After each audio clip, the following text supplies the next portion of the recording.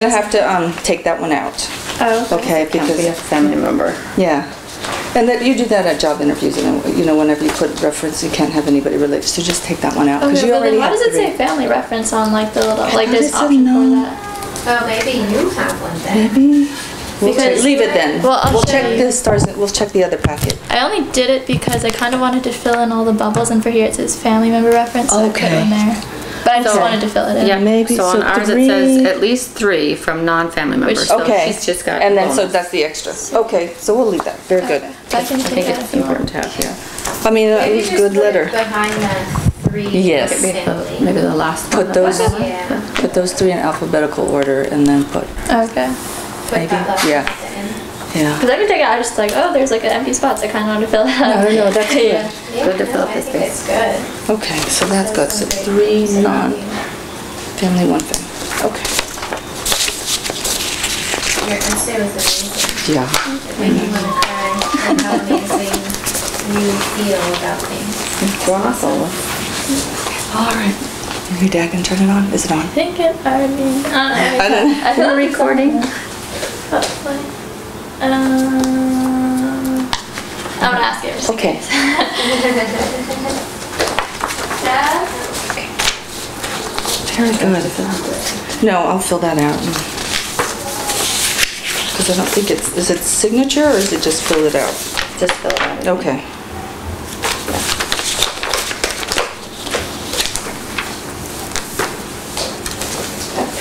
It started. Oh, it is? Oh, good. Yeah. Okay. Well, welcome, Bella. Thanks for having us. For having us. All right, so we'll have several questions from different areas of AHG. Most of, you'll be very familiar with a lot of the questions. So we'll get started. All right. If you can please recite the oath, the creed, and the AHG mission, please. Okay. And you can stand. Okay. We'll do this. Alright, so I promise to love God, cherish my family, honor my country, and serve in my community. Alright. As an American Heritage girl, I promise to be compassionate, helpful, honest, loyal, perseverant, pure, resourceful, respectful, responsible, and reverent. And the mission statement is building women of integrity through service to God, family, community, and country. Thank you. Have a seat. Okay. In the oath it mentions service. Has service been an important part of your AHG experience? Yes, I would say it completely has. A lot of times there's, of course, badges you have to earn, like service stars and things like that. And I think it's really a quality that AHG wants to promote a lot of time. They want girls to go out and like sort of represent AHG and wear like your AHG like Class B uniform when you're walking in the parade and doing things like that. So yeah, I'd say that it's a big part of the AHG sort of walk. What does it mean to be a woman of integrity? I think being a woman of integrity is just sort of knowing who you are and knowing sort of the right things to do and sort of making good choices, because a lot of times in life it's kind of easy to do, sort of follow the crowd and do what everyone else is doing, but if you have integrity and you sort of know who you are and know that you stand sort of strong in your beliefs and things like that, I'd say then you have a lot of integrity, so you know what's right and what's wrong.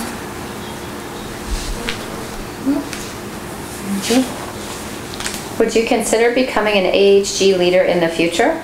Yeah, I think that would be super cool. I know there's sort of an age requirement. You have to be like 21 or something to be a full leader, but I'd be willing to maybe help a different group or even just maybe come in and talk to the girls about the Stars and the Stripes. There's maybe a badge I've worked on, but yeah, I'd be super interested in that. Me personally, I don't have any younger sisters, and so a lot of times I feel in AHG it's sort of given me the ability to sort of have little sisters, so I definitely would miss it, so I'd want to come back and be able to participate more. What kind of things do you think you would participate in if you had joined one? I think that I think I would definitely try to help the girls earn their Stars and Stripes, because like me personally, I know it's a really like long process. There's a lot of things you need to fill out, things you need to keep track of, so I'd probably just maybe give them advice or maybe help them brainstorm, because I like to help think of ideas. But if I was to pick a badge, I'd probably maybe help with photography if anyone wanted to learn how to do that, because I really like taking pictures, so I could maybe show them or like take pictures or just something like that. So I'd probably work on that badge if anything. Very good. Is it me? Okay. How would you describe AHG to prospective employers and colleges? Okay, well, a lot of times I say it's like Girl Scouts because I feel like a lot of people like that, but I would say that it's a faith-based version of it. Basically, like, and maybe I tell them sort of how the meetings work. We get to HG, we do the flag ceremony, then there's the shepherding, so we hear a Bible verse, we hear something like that, and then we go into our own little group. So I just say that it's sort of like, it gets a lot of young girls together, and we're sort of this big community, this big sort of family, but the main focus at the end of the day is God and sort of his message. So I just say that it's a really good sort of environment for young girls, and really the main focus of it is on God. So I think that's really important. Yeah. Now, I know you said you enjoyed the photography badge, but what was the most difficult badge for you? I think one of the most difficult badges was this one badge we had to do called Freedom's Heroes. We did it for our AHG as a group, and there's just so many like kind of requirements we had to do for it. And we had to like talk to a lot of people, and just like we had to talk to a lot of different people in the service, a lot of people in the Army, and it was a lot to take in, and it spanned over a couple meetings too. So I think that badge in itself, it wasn't like maybe that interesting to me, so I was like, oh man, like I'm glad I earned it, but yeah, it probably just wasn't that interesting to me. But yeah, so it was kind of difficult. Did you enjoy camping, yes or no? And if yes, what camping experience have you had that you wish every girl would have? Okay, I really did enjoy camping, especially this last camping trip. It was really fun. I liked the spot itself. Bellows is such a beautiful place to be. And I like that it was sort of, we didn't have too many things planned. Like, it was really a lot on Saturday, but the other days were sort of relaxed. That was nice. I hope that, I think the funnest part of camping was probably, we broke up the way people would make food. So we had Danielle, and her mom, they did all of Friday's food for our unit, and me and my mom did Saturday, and Liz and her mom did Sunday. And so I think I don't know, I really just enjoyed making food for everyone. And on Saturday morning, I woke up early and I mixed the pancake mix, and I just made pancakes for everyone, and I made them all cute. I like cut up strawberries and cut up blueberries and had whipped cream and stuff. So maybe it sounds silly, but I hope that like every girl sort of gets that experience to like make food for their group and just be able to experience just something like that, because it was really fun. I liked it. So of the badges that you've earned, which one do you think will be of greatest value to you as an adult? I think probably the fire safety and the fire starting on, just because I think it's important to know how to start a fire and know safety ways around that. And so if I'm ever maybe lost somewhere, hopefully that never happens, but I think it's really important that you know how to start a fire and you know what to do in the wilderness and things like that. So I'd say a lot of the outdoor skills badges, the badges that fall under those frontiers, I'd say those are probably some of the most beneficial ones. Because you never know when you're going to need those kind of skills. That's true. Thank you. Let's see. Is that me? Yes. Yeah. Oh, sorry. As an older girl, you teach and partner with younger girls. Did you enjoy this aspect of the program?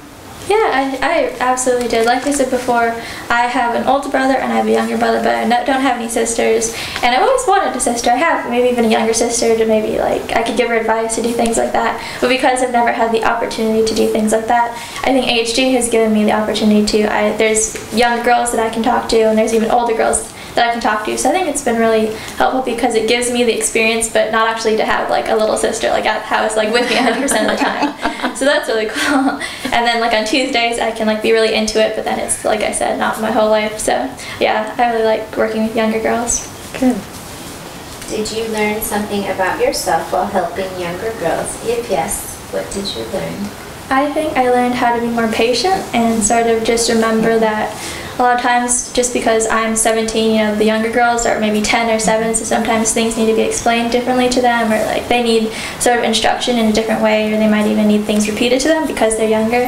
So I think that in itself, and just patience, because a lot of times when girls get together, they like kind of are like loud, or they like to like talk a lot, or like maybe when they're not supposed to be talking, they like to talk a lot, so you have to be sort of in a sweet manner, tell them, it's time to be quiet and things like that. So I think patience is a big sort of aspect, I think, that I needed to work on, and I think I did work on with younger girls.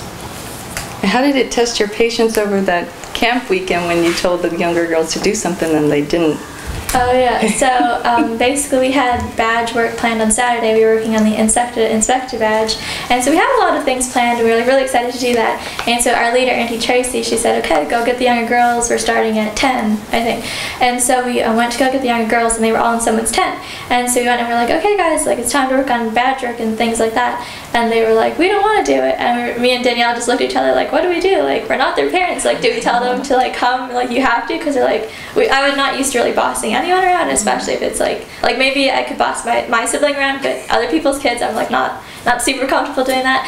So me and Danielle kind of just like walked back, and we're just like, we don't know what to do. Like, not we don't know what to do, but we're just like, they're not coming, sort of thing. So we told one of the leaders, and they were like, you just have to go get them. So we went back and got them. But I think patience in that sense, just like dealing with younger girls or just people in general who might not want to do what you have planned. So you have to sort of just like work around it and be patient with them. So, yeah. Very good. Well, what types of service project did you enjoy the most during your years of AHG? I've done a couple of service projects, but ones I've enjoyed specifically, I guess this was sort of an ongoing service project, but me and my mom participate in this thing called Meals on Wheels. And so every other Friday we go to we used to go to Queens Hospital in Eva Beach, but then it sort of like shut down. So now we go to a place in Waipahu, and we pick up meals. Usually we pick up either like 6 to 12 meals, and it's like a full-on like lunch and dessert and drink. And then we drive around Eva Beach and we drop off the meals to elderly because either they can't go out and get it themselves, they can't drive, or they're homebound or things like that. So I think that's been one of my favorite service projects because I've been doing it for so long. I started when I was 4, and it like continues on. And there's like some elderly who've been there like ever since the start, and they know me really well, and they're just like, hey Bella, and like it's good to talk story with them, because a lot of times my mom, when we first started, she was like, Bella, like, you know, you might be the only interaction they have all day or all week, so it's important that, you know, you have a smile on your face and that you're like excited to do that. And as the years went on, I was like pretty excited to do it. Like, I really like the people there. And now that I'm 17 and I can drive, my mom wants me to sort of take my own route, so I can go do it on my own without her. And I've been looking forward to do that. And I think I'm gonna start during summer when I have like more time to do that. But yeah, that's been a really fun service. Cool.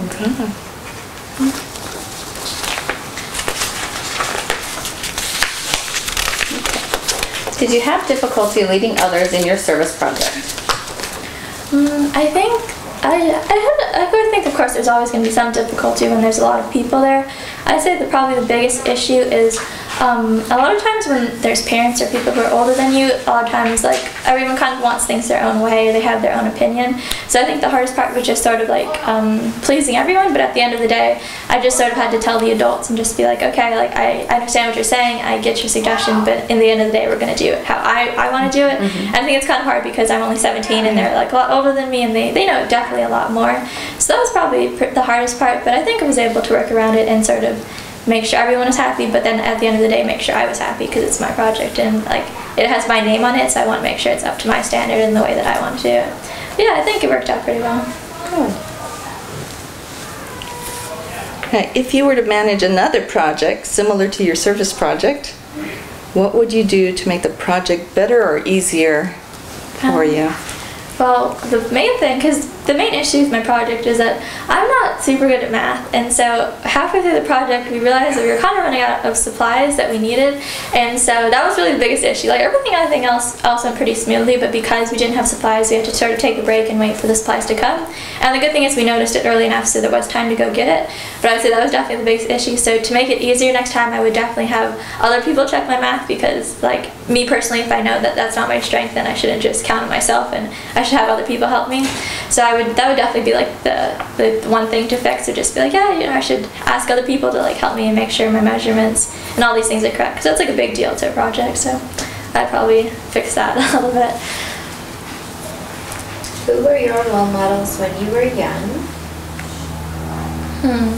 I think my biggest role model was my older brother, because a lot of times in our family he did a lot of things first because he was older. He went to in part of my church, he like went through First Communion first and Confirmation first and all these sort of big steps, and he went to public school when I was only homeschooled. So I think a lot of times I wanted to sort of be like him and sort of do like grown-up things like him, because he was only 2 2 years older than me, but he was still just doing like a lot of different things.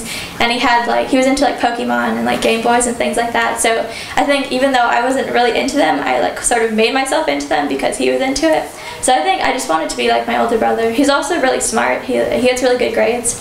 And so a lot of times I was like, man, like I want to be as smart as my brother and I want to do all these good things. He was also really good at soccer. He liked to play sweeper, which is like a really hard position. Basically, you have to help protect the goal along with the goalie. And so I joined soccer too because I was like, I just really want to be like him because he makes my parents proud and he does all these cool things. So my brother was definitely a big role model for me. So let's see, which of his characteristics have you incorporated into your own life? I think I've incorporated a few. First off, my brother, he's really laid back. I think a lot of times he goes with the flow a lot of the times, and he's sort of like, my mom describes me and my siblings, like me and my little brother, sometimes we kind of argue, but my brother, he's sort of the glue, and he's good at sort of just like making everyone happy, and he's really good at pleasing everyone. And a lot of times, like, I think sometimes, like, I like to cause trouble, or I like to be like a troublemaker to my little brother, but my older brother just like reminds me, like, at the end of the day, like a lot of times you just have to sort of like go with the flow and just sort of like be calm, and he's really good at being like that. So I think I really like when I was younger I was kind of crazy, but I looked to my older brother and I realized that he's really good in sort of kind of hectic situations. He's really good at keeping his cool. He's really good at sort of just like knowing what to do and like knowing the right decision. And so I've definitely grown up and been a lot less crazy because of him. So yeah, that's definitely a thing. Thank you. Some people are better leaders for large groups and some are better leaders in small groups. Which type of leader do you consider yourself to be? I think I could be both. It just depends. I think a lot of times if I'm going to lead a big group, I'm going to want to have sort of a lot of pre-thought out steps and sort of pre-thought out directions, because I feel like with a lot of people sometimes it's hard to sort of watch over everyone because there's so many. So I think if I was to lead a big group and want to be good at it, I'd want to make sure I had a lot of advanced sort of time and thought just sort of put into it, like, oh, you know, what's going to go wrong, what's going to go right, what do they need to know, and like what do I need to tell them. And with smaller groups it's a lot easier because there's less sort of people to manage, but there's probably more work to do because it's a smaller group. So I'd want to make sure, like, I guess with smaller groups I think it would definitely be easier, but I think I could do both. Just I would probably want to, like, if it's bigger, do it this way, and if it was smaller, do it this way. But yeah. Is there one that you prefer over another? I would prefer small groups just because it's a little easier to manage. But you know, sometimes you don't always get small groups very good. Yeah.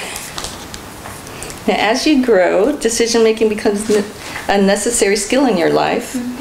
When in your project was it easy for you to make a decision, for making decisions? I think. And when was it difficult as well? Okay, so I suppose it was easy to make decisions when, basically what we had to do is we had to sort of dig out a big trench, and that was pretty easy because I had everything sort of spray painted out, and I was like, just directions, like, okay, go do this, and the decisions were like, I thought of it before, those were easy because I'd already knew what to do, but it got a little harder when sort of things went sort of not the way I planned them to be. When we realized that we had sort of dug a little bit too much dirt out, that was when I was sort of like, oh, what do I do? And like I talked to my dad, and he was like, and he sort of gave me advice too, and that's when he realized, he was like, oh, you know, we'll just put some more dirt in and we'll just sort of like work around it. So I think decision making is easy when you have time to think about it and when like it goes with what you've been planning to do, but decision making gets hard when things like don't go the way you plan and you have to like on the spot think of a sort of a solution. But I think that it's important to be good at both. You know, if you're only good at one, then you're not really going to get very far. So I think you got to be good at both. Do you feel AHG strengthened your spiritual life? If so, how? If not, why not? I think it's definitely strengthened my spiritual life. I really enjoy Auntie Kim, her shepherding. I've known Auntie Kim for a really long time, since I was 7, and she's always been really an important person to me. But even her shepherding, I find that she's really good at connecting with the girls. Like, she's really good at bringing it down to their level, but then still having it at a high enough level that it interests the older girls. And so I think that's really important. So even just like going to her shepherding every Tuesday, I think that has definitely helped me strengthen my relationship with God, because she picks really good Bible verses and she has really good sort of just like ways of explaining things. I remember one time she went over the different sort of plates of like armor and things like that, and she just sort of had like little coloring pages, and she had like a demonstration. She had her daughter Danielle sort of put like on these cardboard pieces, and so just like Auntie Kim, she really helps me to remind me sort of my faith and remind me like important aspects that maybe I myself didn't think about. And so I think that it's definitely helped me. AHG has helped me get closer to God because Auntie Kim's been there, and because like there's a shepherding aspect that's in AHG, and it's like sort of this requirement that they have you do, but at the end of the day, it's something that you enjoy, and it's no longer a requirement. Did the award process help you to grow in your relationship with God? Yeah, I think a lot of times it helped me pray a lot more, because this is a really hard process. There's a lot of things, like you just have to pray that they'll like it and that it'll go through, and a lot of times you're waiting for signatures and you're like dealing with maybe people who are hard to deal with. So I was definitely like just asking God to like, please help me, because this is really, really difficult. So yeah, I think it's definitely helped me to talk with God a lot more and just sort of help me have faith in Him, because I know that I could complete this project, but it's a lot easier when you have God on your side and when you just put your trust in Him, and like, you know, if you put in your work, you know, He's going to put in His work and help you sort of finish it off and make it a good project. Do you feel, just harkening back to your Rosary project, do you feel that in the times when things seem to be going wrong during that, do you feel that you were able to take the initiative and take it to God and leave it with Him to see you through, or how can you elaborate on that? Yeah, I definitely felt like, even during the times when things were kind of like going crazy, I felt very calm inside. Like I wasn't really like freaking out during the project at all. I was just like, oh, you know, like it'll work out. And so yeah, I think I definitely felt God there. Like I felt like He was watching over everyone. No one like got hurt. There was no really like major things that were wrong, and I really felt God's presence there, especially at the monastery. Like it's a really big religious place, and so I felt God there definitely. I know that like He was watching over everyone. He was keeping people safe. He was making sure that the people got there in the first place, and there was enough food and there was enough water and all those things. So yeah, I definitely felt His presence there.